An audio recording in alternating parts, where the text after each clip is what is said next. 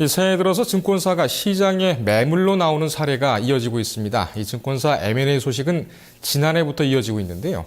특별한 성과는 내지 못하고 있습니다. 올해 증권사 M&A 기상도 취재기자와 함께 전망해 봅니다. 증권부 홍은성 기자 나왔습니다.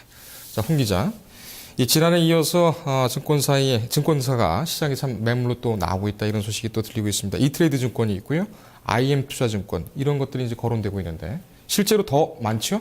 네, 그렇습니다. 앵커께서 말씀하신 대로 현재 공개 매각에 나서는 곳은 이 대주주가 사모펀드인 이트레이드 증권과 IM투자증권, 그 다음에 리딩투자증권 등입니다. 네.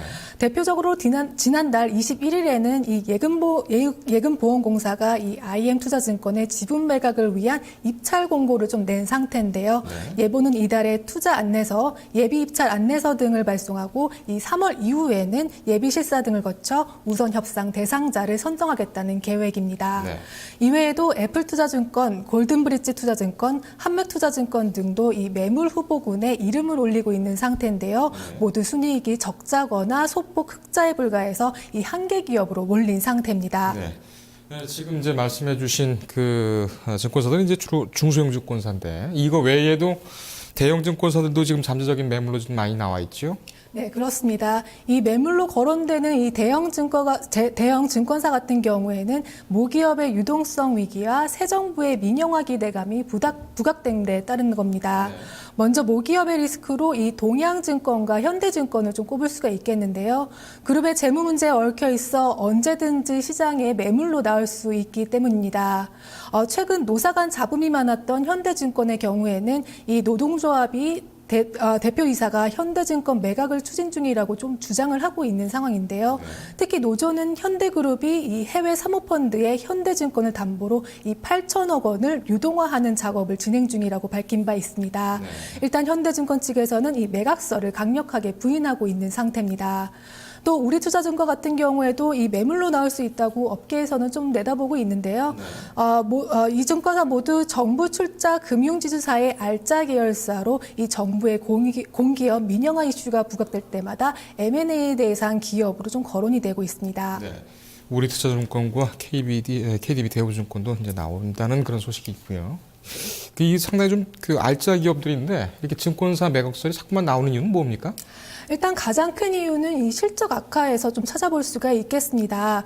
국내 주식시장이 이 침체에 접어들면서 증권사의 브로커리지 수수료 수익이 급감했기 때문입니다. 네. 실제로 금융감독원에 따르면 지난해 상반기 국내 주식시장의 거래 대금은 808조 9천억으로 좀 집계가 됐습니다. 지난 2011년 상반기 1168조 원과 비교하면 무려 30.7%가 급감한 겁니다. 네.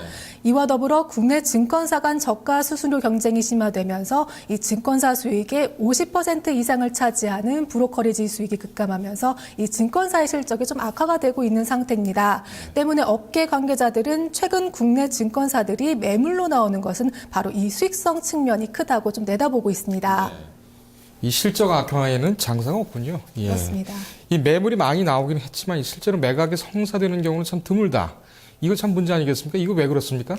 일단은 증시가 부진을 겪을 때마다 좀 해법처럼 증권사 인수합병 이슈가 좀 부각이 됐는데요. 앵커께서 말씀하신 대로 이 성공적으로 인수합병이 성사된 사례는 찾아보기가 힘듭니다. 네. 일례로 최근에 이트레이드 증권이 인수 의향자 선정 등의 절차가 진행되고 있다고 좀 공시를 했는데요. 업계에서는 희망 매각 가격을 매각 난항의 가장 큰 이유로 꼽고 있습니다. 네. 매각 추정액이 약 4,500억 원 수준에 이르는 반면 그에 상응하는 메리트가 좀 크지 않다고 좀 내다보고 있는데요. 이는 비단 이트레이드 증권만의 문제는 아닙니다. 실제로 업계 관계자들도 이 매수자와 매도자 간 가격 차이가 심해서 증권사의 인수합병이 부진할 것이라는 데 의견을 내놓고 있습니다. 이렇듯 매각 가격이 높은 이유로는 좀 여러 가지가 있겠지만은 이 증권사 자체적으로 이 자기 자본이 크기 때문에 기본적으로 부실이 적다는 점을 꼽을 수가 있겠는데요.